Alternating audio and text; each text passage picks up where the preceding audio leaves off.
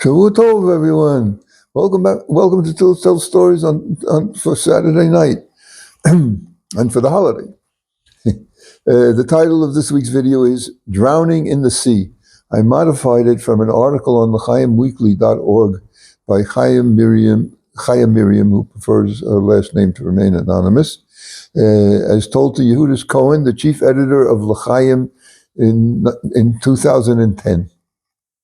The story is dedicated for the soul elevations of my father, Yehuda ben Yerachmiel, Oliver Shalom, on the occasion of his yortzeit, his 50th yortzeit, this past Shabbat Chol HaMoed Pesach, the 17th of the Jewish month of Nisan.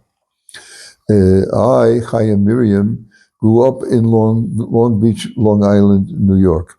One day, when I was about 6 years old, in the early 50s, there was a heat wave. My mother, who was at work, and my sister, who was a teenager, took me to the beach.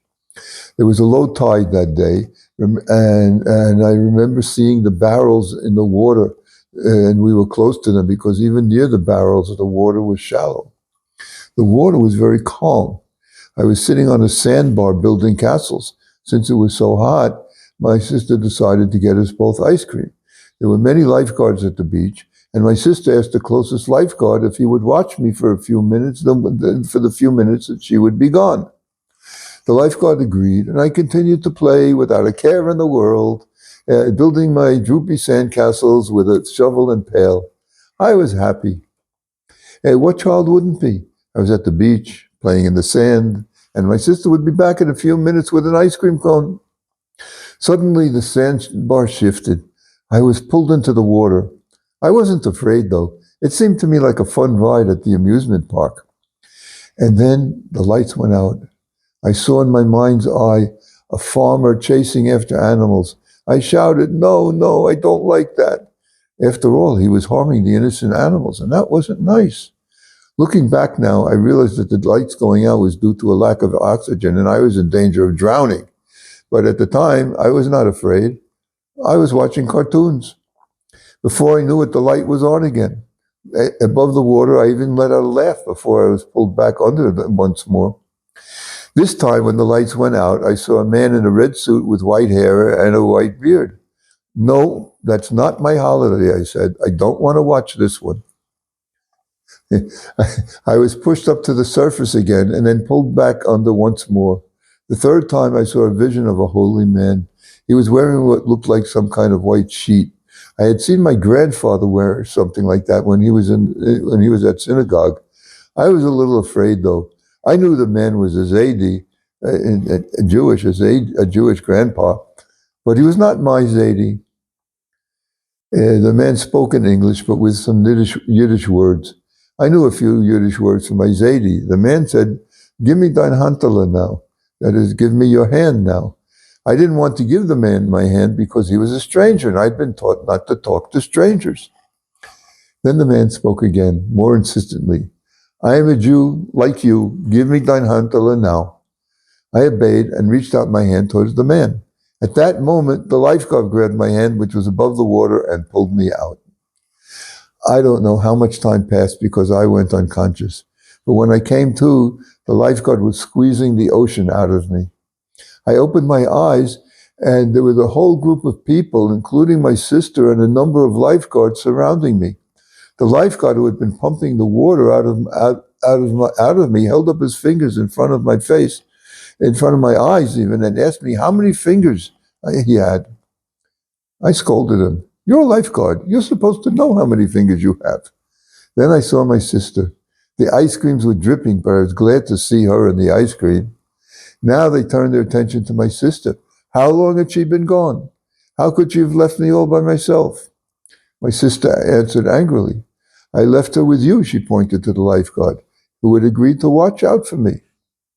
So they questioned the lifeguard, who admitted that he had seen me, but when he had looked in my direction, I laughed. So he turned his attention to swimmers in a deeper area. As memorable as this experience was at the time, I eventually forgot about it. Time passed, I married, I had a little girl of my own. I was taking steps towards getting more involved in Jewish observance. My daughter attended public school and went to an afternoon Hebrew school. One day, when I went to pick her up to Hebrew school, I saw a flyer that said in big letters, TNT. TNT. Underneath it stated, Torah never terminates. TNT. What are you doing with your child for the summer? The flyer shook me. It was advertising the Leor Day Camp, run by the Yadut Center.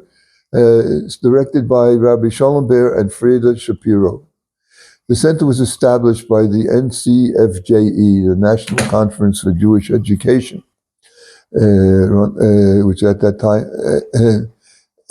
time was run by the famous Rabbi Yankel Hecht, Yaakov Yeshua Hecht. It was under the auspices of the Lubavitcher Rebbe. That was the main thing. The camp was to be held in the local Young Israel synagogue, and I decided to enroll my daughter. When I got to the synagogue, there were a number of other pamphlets for the Yadut Center. I picked up a bracha and saw a picture of a rabbi praying in a talit. I nearly fainted. The memory of what had taken place 30 years earlier passed before my eyes. The Lubavitcher Rebbe was the holy man, the Zaidi, who had saved me when I was drowning as a child. That day was the beginning of my involvement with the Rebbe and Chabad. With the help of a tutor over the summer, my daughter caught up enough in her Jewish studies to be able to attend the Hebrew Academy in the fall, the large Jewish school on Long Island.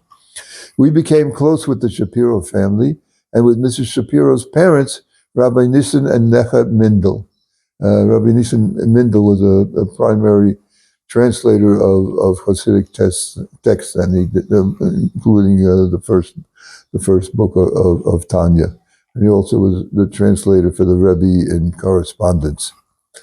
There are many more stories to tell, but suffice it to say, today I'm a proud mother, grandmother, and great-grandmother of, thank God, many children who observe Torah and mitzvot, thanks to the Lubavitcher Rebbe.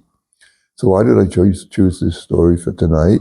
To remind you that this Wednesday night starts the celebration of the seventh day of Passover, in memory of the crossing of the Red Sea by hundreds of thousands of Jews who survived and tens of thousands of Egyptians who didn't because they drowned.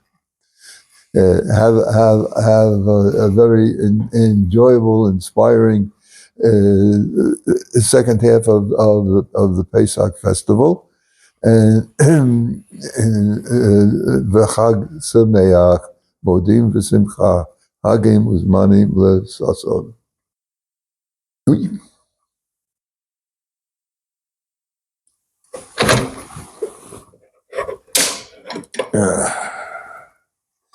Let me check, and then we turn it off.